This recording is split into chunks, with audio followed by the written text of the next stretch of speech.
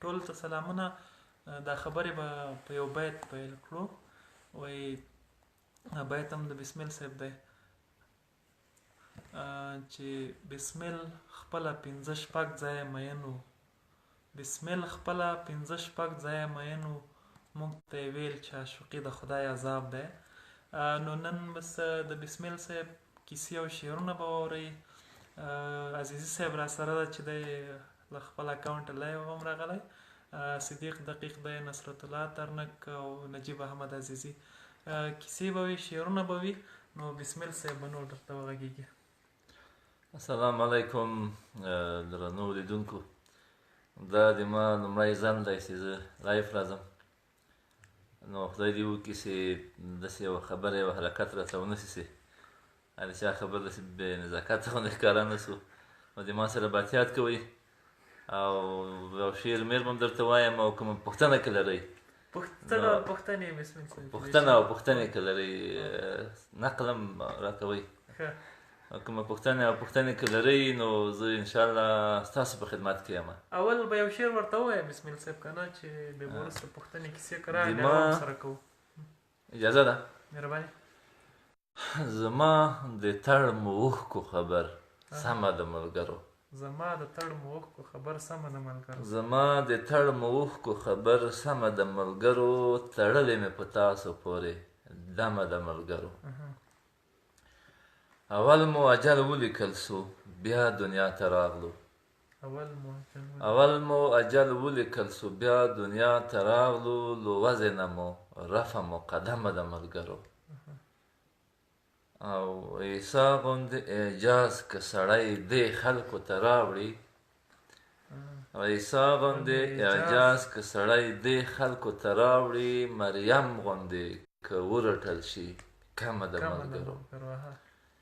او له خاورو جوړه نه شوه دلته نور مواد په کارو، له خاورو جوړه نه شوه، له خاورو جوړه نه شوه دلته نور مواد په کارو، چې ښځه خدای تراشلې له عدمه د ملګرو. او اقرأ د سپین، اقرأ د پاک اسلام د سپین بنسټ لومړۍ ډبره، اقرأ د پاک اسلام د سپین بنسټ لومړۍ ډبره، شروع وحیه له سوره قلمه د ملګرو. مننه. مننه. ښایسته غزل و. نو عزیزي صاحب به خپله هم راوغږېږي که نه، که کوم چا خبره کمنټ کړی وي او څه پوښتنه یې کړې وي هغه به هم بسمل صاحب ته ووایي. زه هم ټولو ملګرو ته سلامونه وایم، او فقط ځینو ملګرو لیکلي لکه وایي زه مو ولې نه خبرولم، نو زه به هم دلته مخامخ کښېنم. دقیق صاحب دې هم کاشکې لږ دې خواته کښېني. فافسحوا في المجالس باندې به عمل. بسمل صاحب، د تاسې د شاعري په اړه به شاید ډېر خلک پوښتنې لري. څنګه دغه فیسبوک ته هم تازه راغلي یاست، فیسبوک مو په شاعري څه تاثیر کړی که نه؟ فیسبوک په شاعري باندې مثبت تاثیر هم کړی او منفي. مثبت دا د شاعري مې لږ ورسره اضافه شوې ده، او منفي دا ده چې لا مې داسې درک کړې ده، خو داسې 100% که نه سمېدی چې کیدای شي شاعري مې سطحي سي، ځکه فیسبوک کې خلک داسې شي ته متوجه نه دي چې سړی پکې ژور تللی، او نو داسې شی خلک خوښوي، نو ټول سطحي شیان خوښوي، نو زه په دې ډارېږم چې سطحي مې نه کړي. یعنې دغه ډار څه وخت راشي درته پیدا شوی؟ داسې وخت سوي دي چې دغسې غزل د فیسبوک تر دورې مخکې تا لیکلی وي، او بیا دغه د فیسبوک په وخت کې فیسبوک دې جوړ کړی او لیکلی دې وي، مقایسه کړي دي که څنګه چې دغه ویره وم څنګه درته پیدا شوه؟ نه، مقایسه کړي مې نه دي، د فیسبوکیانو ذوق مې احساس کړی ده. خصوصا په نثر کې داسې خلک کوشش کوي نه کوي چې یو بامفهومه لیکنه او داسې د فارسیوانانو وروڼو په اصطلاح بادرد بخور لیکنه ولولي که نه، هغه ته څوک کمنټ هم نه ورکوي، او اگر نو په نثر کې خو بیخي خلک داسې د ژورو خبرو باندې ډېر نه ورځي. هېواد صاحب، دغه د فیسبوک په برخه کې یوه بله خبره دا کوي چې سړی بل محوره کېږي، یعنې بیا هغه څوک نه پاتې کېږي چې دی ده. د ځینو خلکو فیسبوکي شخصیت او واقعي شخصیت ځکه خو ډېر خلک وایي چې ټکر لري. ټکر خو ځکه لري که نه چې یعنې ته چې کله ځې له ځانه تېرېږي که نه یو بل مسلک یا داسې یو کار په اړه بحث کوې چې هغه ته غواړې لایکونه پرې راټول کړي که نه، نو ته لاړې وپاشل سوې. اوس ډېرې داسې کیسې زه خپله که نه زړه مې غواړي یو موضوع وي، خو زه وایم که زه په دې هر څه لیکل کوم که نه نو بیا خو زه به هېڅ شی نه سمه. یو هغه ځینې مسایل داسې چې د ورځې سړی مجبورېږي یو بده پېښه کېږي که نه، د دې لپاره چې دلته د انسان ژوند ارزښت پیدا کړي یا انسان خپل ارزښت پیدا کړي هغه خبرې کوو. شاید هغه څوک په سیاست کې حساب کړي، خو هغه سیاست نه وي، هغه یو د زړه درد وي چې موږ یې کوو. که چېرې حالات ښه شي دا به هم نه کوو که نه. نو زه خپله دې اوس وختو کې تللی یم یو فیسټیوال و، ساک فیسټیوال و، هلته زموږ لپاره ډېرې ښې تجربې وشوې. هغه دا چې هغو لیکوالو په نورو شیانو کې کار نه درلوده که نه، خو خیر هغوی به نورې ځینې ښېګڼې هم درلودې. ما مثال د بوتان یو لیکوال مل تاسو دا مثال د بیان ازادي لرئ، هغه راته وایي چې نه موږ خو خوشحاله یو، موږ شکایت نه کوو که نه. نو دا موږ شکایتونه ډېر کوو نو دا ستونزه لرو. دقیق صاحب د بسمیل صاحب یو بیت و، وایي ګوتې مې بسمیله د غزل رباب ته جوړې وې، ګوتې مې بسمیله د غزل رباب ته جوړې وې، هیرې مې نغمې شوې ملایي له کاره وایستم. نو چې په ملایي دا شک کېدای شي چې سړی دی د غزل له کاروباره د نغمو له کاروباره وباسي، څنګه دغه مستقیما له خپلو اورېدونکو سره تړاو یو څوک د دوی د نظریاتو تر اغېز لاندې راوستلی شي که نه؟ د ټولنیزو رسنیو یا فیسبوک په اړه کېدای شي دغه خبره تر یو حده حقیقت ولري، خو د بسمیل صاحب شاعري بېله شاعري ده. ما چې څومره لوستې ده د بسمیل صاحب شاعري سره له دې چې ډېر خوند پکې ده، خو دومره پیچلې نه ده چې څوک یې توقع وکړي او ووایي چې فیسبوک بې راسطحي کړي. د بسمیل صاحب یعنې ته باور له مخه سطحي ده؟ نه د بسمیل صاحب شاعري سره له دې چې ښه پیغامونه لري، په ځینو ځایونو کې طنز لري، په ځینو ځایونو کې داسې کلمې په شعر کې راوړي چې هغه د شعر کلمې نه وي. مثلا وایي کېدای شي په دا ښځه کې یوه بله له بلې مادې جوړه وای، ماده ګوره دا د کیمیا او فزیک له دغو شیانو سره موږ دا کلمه یادېږي یو ځای، د شعر سره به کېدای شي چا نه وي یاده کړې. دغه ځینې عناصر که څوک د بسمیل صاحب په سبک لیکنه کوي یا څېړنه کوي، یو اړخ یې کېدای شي دا وي، طنز یې یو اړخ وي، ځینې نور کلمات چې په شعر کې تر اوسه نه دي راغلي هغه بسمیل صاحب شعر ته راوستلي دي، دا یې بل اړخ وي. سره له دغه زه له دې شیانو سره دغه ویره احساسوم چې دی تر اوسه پورې هېڅ ډول ځان ته ذهني خنډ نه لري، خو اوس دی په فیسبوک کې د خپلې شاعري په سطحي کېدو ویرېږي. ویره یې بې ځایه ده؟ نه، د بسمیل صاحب شاعري سره له دې ټولو خوږلنیو د خلکو لپاره د فهم وړ وه، او دا د بسمیل صاحب د شاعري سطحي توب نه ده، نیمګړتیا یې نه ده، ان لا ښه والی ده. بسمیل صاحب چې ډېر لوستونکي لري یا ډېر اورېدونکي لري یا ډېر خلک خوښوي، کېدای شي یو علت یې هم دا وي چې سره له دې خوږلنۍ د بسمیل صاحب شاعري د ډېرو خلکو لپاره د فهم وړ ده. دا مهمه نه چې په شاعري کې یو څوک لاسي ډېر غلیظ و ډېر سخت او داسې کلمات راوړي چې بیا د یو څوک ډکشنري پسې راواخلي پسې ودې ګوري. نو د بسمیل صاحب په شاعري به دا ویره ډېره نه کوو، ځکه بسمیل صاحب شاعري مخکې له خلکو سره ډېره جوړه وه، ډېره پخلا وه، او اوس به زه هم لا پخلا شي ورسره.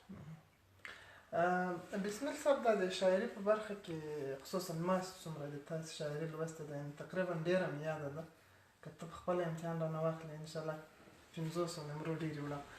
یو شی چې ما ډېر پکې احساس کړی ده هغه دا ده چې تاسې هېڅ داسې خود سانسوري نه لرئ چې دا ویره درته پیدا شي چې ولا دغه بیت به نه وایم، دغه کلمه پکې راځي، یا دا غزل به نه وایم، دغه ټولنیز محدودیت ده. حتی په ځینو ځایو کې شاید که هغه کسان چې افراطي ذهنیت لري د تاسې غزلونه وویني، بیخي به ووایي ستاسې تر ځینو هغه د دوی په اصطلاح د دوی په تعبیر تر شرعي سرحدونو هم پکې اړولي دي په شعر کې. دغه خود سانسوري د هنر په وړاندې څومره غټ خنډ ده که څوک ولري؟ خود سانسوري د هنر په دنیا کې لکه یو څوک خپله په خپل ځان باندې قیودات ږدي که نه، نو هغه د ده هنر ته دا تاوان رسولی شي چې دی په زړه کې کومې خبرې لري، نو هغه خپلې خبرې خپل فکر زندګي کوي. او بله مسله داسې ده چې که چیرې مثلا سړی په ځان باندې قیودات کېږدي او دا بیا د ده شاعري د اورېدونکو او د لوستونکو لاسته لوېږي، په دغه ذوق ته به ګورې هغسې شاعري به کوې، نو دا یوه بله بې خوندي ده تا په شاعري کې. نو سړی چې باغي که نه که البته د شریعت په چوکاټ کې، نو بیا د دا له دنیا نه تر اخره دی په دې دنیا کې نه وي، نو دا فیصله او پرېکړه د بیا خپلو لوستونکو مینهوالو او خپل ولس ته پرېږدي. که ګناهګار نو د خدای به وي او که نه د خپله غاړه پاسې کړي. یوه خبره بسمیل صاحب ته ځینو ملګرو سلامونه لیکلي او محمد ابراهیمي په نوم یو ملګري لیکلي دي، وایي په ګرده ملایانو کې مې یوازې ملا بسمیل خوښېږي او سلامونه یې درته ویلي. او ایمل خمر هم لیکلي دي، ګیله یې کړې ده. نو د دې ګیله یې پورته تېره شوې ده. دلته یو بله خبره هم د هیواد صاحب، ځینې کسان په دې باور دي چې هنر په محدودیتونو کې، خصوصا په د ټولنیزو چوکاټونو په محدودیتونو کې نه بندېږي. بالفرض که سړی ساده ووایي چې که داسې خبره درته راغله چې خوند یې درکاوه، په دې پسې مه ګرځه چې دا به شریعت اجازه راکوي که به نه راکوي. ته څه وایې؟ دغه هنر باید په شریعت کې چوکاټي شي که نه؟ ځینې کیسې داسې وي که نه چې نه کېږي که نه، باید په همو خپلو الفاظو او کلماتو وشي. که ته اوس کله ناکله دغه موږ اصطلاحات لرو، ولسي اصطلاحات وي که نه، کیدای شي ځینې خلک هغه که یې ووایي بې ادبي وګڼي، خو هغه په همغو الفاظو کله چې وایي خپل زور لري، په همغه ډول کولی شي پیغام ورسوي. خو ځینې وخت به یعنې سړی باید دې ته هم پام وکړي چې داسې کلمې یا داسې الفاظ چې هغه شعر ورسره بدرنګه کېږي. زه خپله ډېر ورسره جوړ نه یم که نه، یو ډول د ناراحتۍ احساس کوم چې څه وایي هغه باید ووایي، داسې وایي. دا صحیح خبره ده، خو مخکې خبره دا شوه که نه، فرضاً ځینې کلمې سمې نه دي. یا کاروان صاحب هم دا خبره ډېره کوله چې مثال له دې شیانو سره باید پام وشي که نه، یعنې خبره یو څه ناڅه په حجاب کې وي. اوس مثلا ګوره په ځینو غزلونو اخلاقي نقد کېږي، په ځینو شرعي نقد کېږي. اول خو د شعر په مسله کې دا ویل کېږي، دا مهمه ده شاعري خو که نه چې په شعر باندې علمي استدلال نه کېږي. بالفرض د صلاح الدین سلجوقي یو کتاب نقد بیدل کې وایي، دا یو چېرته دا استدلال کوي چې د بیدل له شعره دا فهمول کېږي چې ده لکه چې شراب خواړو. نو که په شعر دغسې علمي استناد کوو یا استدلال ورباندې کوو، بیا خو حتی د بسمیل صاحب ځینې داسې شعرونه دي چې که سړی په هغه ظاهري تعبیر باندې ورته وګوري ډېر ورباندې خرابولی شي. نو که دلته دغه مسله روښانه نه شي چې موږ د هنر لپاره کومې داسې پولې لرو. مثلا یو څوک د هندویزم په نظریاتو کې محدود ده، یو څوک بالفرض د یو بل مذهب پیرو دی، یو څوک د بل دغه خپلو مذهبي کړیو ته پابند پاتې سي، نړیوال ادب به څنګه رامنځته کېږي؟ ته څه فکر کوې؟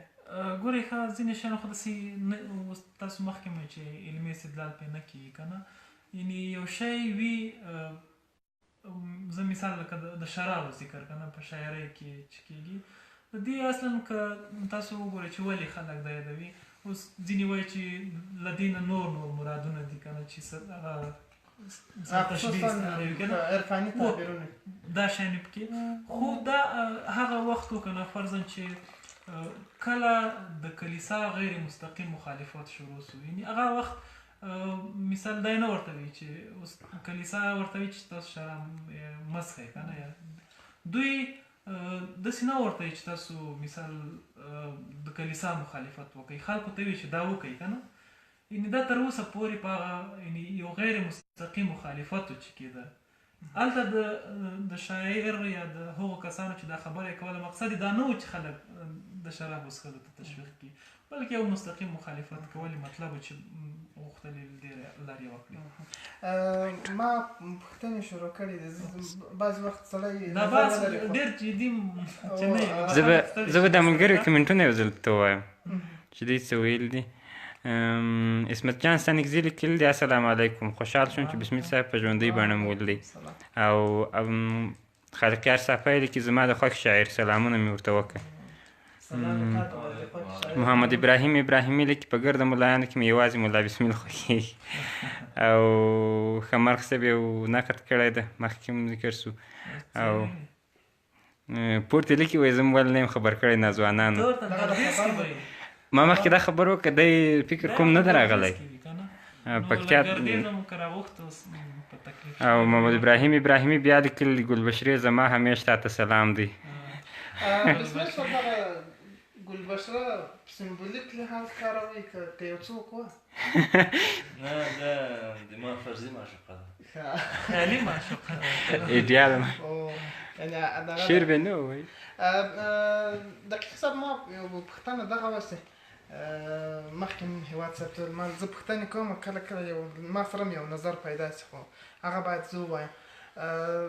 اول خو دغه یو واقعیت ده چې هنر له انسان او له ټولنې د باندې نه رامنځته کېږي. په ټولنه کې رامنځته کېږي، انسان یې رامنځته کوي او هر انسان د هغه خپل درون متاثر ده. یعنې داسې کومه نظریه لري، کومه عقیده لري، دا که دی وغواړي که ونه غواړي د ده په هنر کې به حتما یو رول ولري، یو څرک به ولري.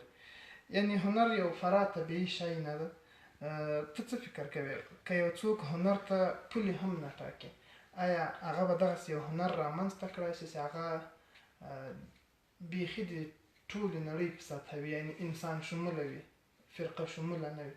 یعنې په ناخودآګاه شکل ته په دې باوري یې چې یو څوک د دغسې یو شعر ولیکي، دغسې یو هنر دې رامنځته کړي چې هغه د هېڅ حوزې تاثر ونه لري. یعنې مثلا په هغه کې که مثلا یو هندو شعر لیکي، یو مسلمان شعر لیکي، هغه دې له خپلو محدودیتونو سره د ټاکلي په ټولنه کې له دې راوتلی. ما په نظر دا به تر ډېره حده ممکنه نه وي. د انسان هغه پیدایښت هغه په انسان په ژوند و په روان و په شعور و په لاشعور باندې د ډېرو شیانو سیوري غوړېدلي دي او له هغو چې پوره تلل یا تېرېدل به ډېر ناممکن وي. بیا موږ هغه له انساني هویت راوروسته موږ واړه هویتونه نور لرو، قومي هویتونه لرو، مذهبي هویتونه لرو، د هیوادونو په کچه هویتونه لرو، د ژبې په کچه هویتونه لرو. نو که یو څوک غواړي چې هغه هنر یې بل دا داسې هنر یوازې شی نه ده، هنر نقاشي ده، رسامۍ ده، نڅا ده، بله ده، بله مجسمه سازي ده، نور هنرونه دي. نو که یو څوک دا هنر د انساني پیغامونو لپاره وکاروي او یو څه دغه وړې نقطې، وړې دایرې او واړه هویتونه چې انسانان پکې ایثار دي، ښکېل دي، د قوم، د خیل، د ولایت، د هیواد، د ژبې دي او داسې ډول دغو ته ډېر پاتې نه سي او هدف یې هغه د موږ لوی مشترک هویت وي چې هغه انساني هویت ده او د انساني ژوند د ښه والي لپاره یا دا هم کېدای شي بیا تاسې ووایاست چې هنر د عملي استفادې لپاره نه ده، خو دا مې یو استفاده ده چې ټول خلک خوند ځینې واخلي، ټول انسانانو ته ښه ښکاره شي. د دې لپاره استخدام کې زه هم او دا د هرې پنځونې کې یو داسې اوس مثلا د حمزه بابا سره یو بیت ممکن وکولی شي. یو بیت ده چې خدای که هم انسان وای نو پښتون به و. دا نږدې مثلا د موږ یو هزاره افغان یې لولي. دغه به په هنر کې چې دوی وایي لکه هنداره داسې د هر څوک خپل مخ پکې ویني ونه ویني، یعنې تر ډېره حده تاسې خبرې د موږ هم تقریبا یو خبره ما بسمیل صاحب یوه پوښتنه بیا لرم. زه یو خبره مې کوله، ما یې وخت کې دغه د پابلو نروډا ځینې شعرونه مې ژباړلي وو. بیا د ده په اړه مې یو مقاله هم ولوسته که نه، هغه په مقاله کې لیکلي وو چې د ده شاعري تر یوې جغرافیې یا تر یو وخته محدوده نه ده که نه. دا که په لویدیځ کې هم د شعر څوک لولي خوند به ترې اخلي او که په ختیځ کې هم لولي. مثال زه یې وړوکی شعر درته وایم، وایي غواړم له تا سره هغه څه وکړم چې پسرلی د الوچو له ونو سره کوي. ګوره یعنې دا شعر دی که نه. د نزار قباني هم همداسې یو لنډ شعر ده. وایي ته ما ته ووایه چې څوک په تا مین شوی دی، زه به مبارکي ورکړم او بیا به یې ووژنم. کنه یعنې ځینې موضوعات داسې دي چې هغه د ټولې انساني ټولنې پورې تړلي وي که نه. بسمل صاحب نو اوس یوه خبر بله ده، دلته موږ ملګریو ته لایف راغلو یو او د هغوی نظرونه باید په نظر کې ونیسو. ځینې غوښتنې کړي نه، خو دلته زیاتېږي، ځینې نقد هم کړی ده. او عبدالرزاق همدرد لیکلي وی سلامونه وروره، بسمیل صاحب ته ووایه ته ولې یو غټ کتاب نه چاپ کوې چې وړې وړې رسالې چاپ کوې. او دا یې صحیح پوښتنه کړې ده، تا ول په دې وغږېږه نو بیا به بل ته ځو. عبدالرزاق ورور ته باید ووایم چې ما چې دا وړې وړې رسالې چاپ کړې، ما د دې دپاره دا وړې وړې چاپ کړې یا په نورو ټکو کې بیړه مې وکړه که نه، باید انتظار مې کړی وی. د دې دپاره چې ما غوښتل چې د نن خبره باید نن خلکو ته ورسېږي. نو اوس اراده لرم چې دغه وړې وړې ټولې راټولې کړم، یو غټ کتاب پرې جوړ کړم که ترې جوړېدل. نعمت الله منهاج لیکي ټولو ته سلامونه، پوښتنه نشته، مولانا بسمیل د موږ ته نن شپه غزلونه ووایي. او رښتیا بسمیل صاحب د غزلو تر شروع کولو مخکې یو پوښتنه دا ده چې اوسنی شعري بهیر څنګه روان ده، خصوصا په فیسبوک کې یو ورځ 100 غزله نشریږي، دا ټول غزلونه دي که نه؟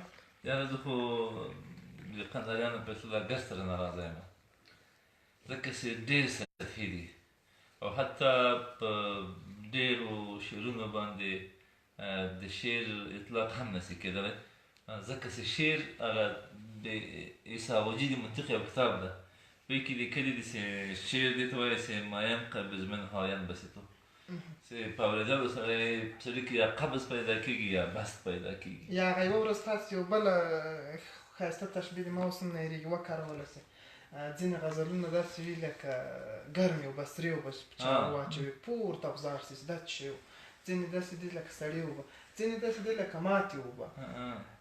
یعنې خبر هم نه یم چې په ما باندې اوبه توی ما مطلب دې خبر کې دا و که نه چې اوبو چې په تا باندې توی شي یا ولوېږي که نه، یا ډېرې سرې ترې پرې خبرېږي یا ډېرې سړې. که داسې تومړې اوبه وي که نه څه ورته وایي شیرګرمې موږ ماتې اوبه چې نه یخې او نه سړې وي، هغه بیا عادي اوبه وي، په تا باندې تاثیر نه کوي. عادي خبره هم همدغسې ده. یعنې دا شعرونه نه ډېری شعرونه اوس تاسو په نظر دغسې دي. ځکه خو یو خو وجه یې څه ده؟ وجه چې مثلا خلک ول د شاعري کوي، نو وجه دا ده چې یو خو یوه وجه البته زه خپله فکر دا خبره کوم که نه، نو کیدای شي په دې خبره باندې وجه یې له ما نور خلک وپوه شي. څوک چې په ښه شعر باندې نه پوهېږي هغه ښه شعر نشي ویلی. ډېر کسان داسې دي، زه یې اوس نوم نه اخلم که نه، دا ښه نه ده چې ښه شعرونه یې ویلي دي خو اوس د خلکو نظر لوېدلی، لوستونکي له لاسه ورکړي، اورېدونکي له لاسه ورکړي، مینهوال یې له لاسه ورکړي. دا ځکه چې ده په اول کې په ښه شعر باندې سر نه خلاصېد، دی په دې نه پوهېده چې ښه شعر کوم شعر ته وایي، نو ده خپل شهرت ونسي ساتلی. خو ډېر بیا داسې خلک هم شته، ځینې مثالونه لرم چې په ښه شعر تر ډېرو شاعرانو هم ښه پوهېږي مګر شاعران نه دي. شاعران نه دي که نه، زموږ خبره په شاعرانو کې کوله که نه، چې کوم کسان چې مثلا هغه ښه شعر نه پوهېږي. یو خو زما په نظر بعضې کسان چې مثلا ما پسرلي صاحب خبر را په زړه شوه، دغه پوښتنه ما د پسرلي صاحب نه کړې وه. استاد دا ډېر خلک چې دي موږ یې ګورو په شاعران نه دي که نه، یو نیم پکې غزل وایي، هغه ویلې هو دغسې ده، او نور وایي دوه شاعران دي وایي نور سیالي کوي که نه. د کوم کسان چې مثلا شعرونه بې خونده دي که نه، نو هغوی سیالي کوي او دغسې خلکو ته که نه د ما خپله توصیه دا ده چې هغه یو پارسي ژبه شاعر وایي بنمای پیش صاحب نظران گوهر خود را ایسان توان گشت به تصدیق خر چند. دغه کسان د لایکونو ته نه خوشحاله کېږي، نه د کمنټونو ته. داسې چا په کمنټ باندې چې هغه په شعر باندې نه پوهېږي او دلته کمنټونو کې دی داسې خوشحاله کېږي چې والله زه ښه شاعر شوم. پسرلی صاحب د یاد کو ارواحي ښه ده، یو ځای وایي په نورو زړو کې اوسي، په نورو زړو کې اوسي، زه اوسم د غم کره، نور په نورو زړو کې اوسي، زه اوس هم د غم کره مې د تل په جام کې وي او جام دې وي د جم کره دلته مو په درست عمر یوه لحظه ونه لیده هغه ارامي چې مې لیدله د عدم کره او نه په ځان وي اړ او نه په نورو چې عقده واخلي نه په ځان وي اړ او نه په نورو چې عقده واخلي غیر له زړه چاودونه نور څه نه ښکاري د بم کره او چا چې غم ته شا کړه غم هم شا وراړولې ده چا چې غم ته شا کړه غم هم شا وراړولې ګوره د هر چا ګوره چې پردی خوښي لومړی ورځي د ډم کره او ډېر درانه سپک کړي د پسرلیه د مقام هوا دا د بر ختلو هوس پرېږده د شبنم کره اوس به راسو بسمل صاحب نه به غزلونه واورو شعرونه به واورو او ځینو ملګرو غوښتي وو موږ خو ځینې واورېدل حسن تکرار به سي موږ ته نو کوم غزل پسرلي صاحب د وروستۍ مقطع یې سره داسې یو بل بیت هم لري وایي چې په ټیل کې د ښادیو خپله ورکه ښادي غواړم د ډم غوندې چې شا په دیوالو کې تېروم نو زما یو نیمګړی غزل ده نو ارشاد خاله زه داسې سیند ته نه ځم چې نهنګ نه لري او خاله زه داسې سیند ته نه ځم چې نهنګ نه لري نه داسې لار ته ځې نخدانه چې ګړنګ نه لري او د چا په بند نه یم او نه له چا تعویض غواړم د چا په بند نه یم او نه له چا تعویض غواړم زه نرملا یم او کوم پیر په ما قلم نه لري او سپرلي په یو ګل باندې سپرلي موږ هسې په یو ګل باندې تېر ایستلو سپرلي موږ هسې په یو ګل باندې تېر ایستلو له میوو ډک خزان مو خوښ نه شو چې رنګ نه لري او د زړه خبر مې د رباب په تار کې نه ځایږي د زړه خبر مې د رباب په تار کې نه ځایږي چې زه یې غواړم د مطرب ګوتې هات رنګ نه لري او مقطع یې داسې تیږه به نه لري زما قبر به په دې پېژنې تیږه به نه لري تیږه به نه لري زما قبر به په دې پېژنې بې کټارې به وي بیرغ به په سر دنګ نه لري ډېره ده وایي د اوړي یخه غرمه راغله خدای دې راوله هېواد څه وایي د اوړي یخه غرمه راغله خدای دې راوله که رښتیا ونه وایو ولې پسرلی ښه دی د بسمل سره هم همداسې یو بیت دغه د موسمونو تعریف یا له موسمونو خوند اخیستل هم په شعر کې تقریبا رواجي مسله ده همداسې یو بیت و داسې ښه ښه رالګېږي ځینې خلک لکه یخ نری شمال د اوړي مګر اوس یو بل بیت وایي زه په تا باندې ډېر ګرم یم ګرم یم مې ښکل یم خدای دې سږ کال زما ما ته بیا هغه بل بیت را په یاد شو چې مزې خو هغو خلکو وکړې چې ساړی کېږي خدای د هغو خلکو ملګرو خدای دې صبر ورکړي چې چا ورخسته که نه خمرغ صاحب یو کمنټ کړی ده خو ډېر غټ پرای دلته نه رااړوي بیا پاپوس ولاکه هغه معامله بیا تاسې سره څنګه سي حکیم الله حکیمي صاحب هم لیکلي خو دا هم پرا نه رااړوي لږ برخې بسمل صاحب ته چې سترګې اړوي را اړوي په رښتیا ووایه زړګیه سترګې دې چاته وي که خدا پرا نه معلومېږي نور څنګه ده او سیف الحسن صاحب لیکلي بسمل صاحب د کله شاعري شروع کړې ده او څنګه دې شروع کړه لامل یې څه و عاشق وې اوزګار وې او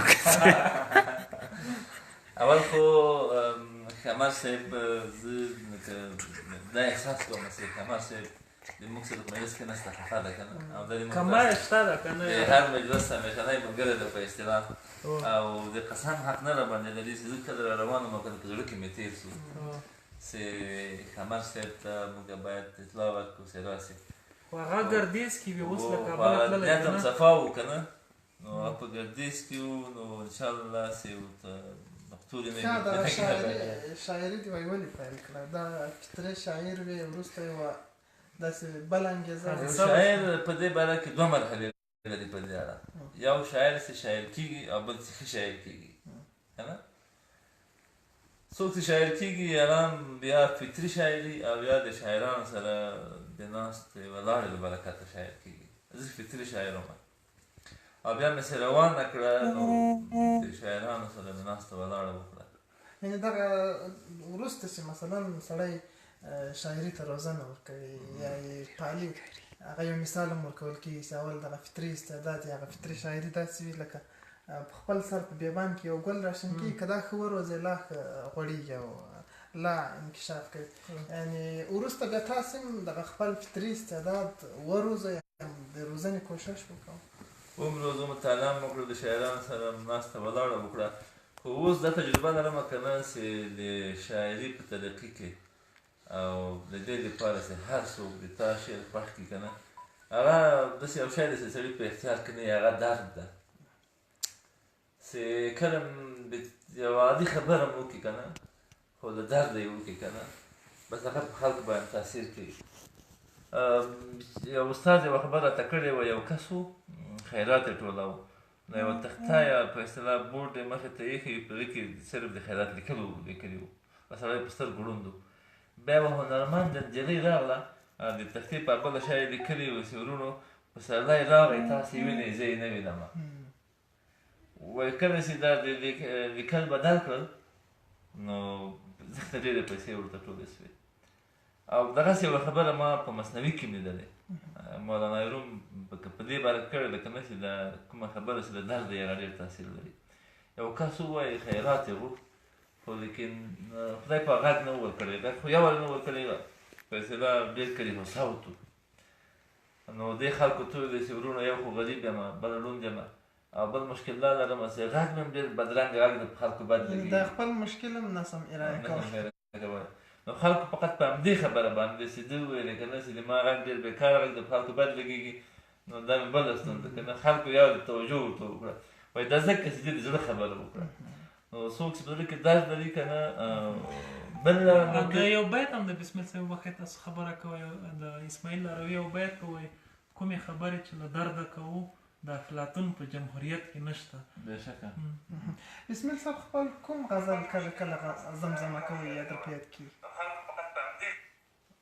ما والا رښتیا زما چې ډېر شعرونه داسې دي که نه چې په هغې کې ما بداسامي و، منظرکشي و، سنتونه دومره کار نه یې اخیستی، خو چې د درده مې ویلي ما ته یې هم خوند راکړی او هغه بیا ډېر چې سوی مې خلکو هم ډېر خوند کړی.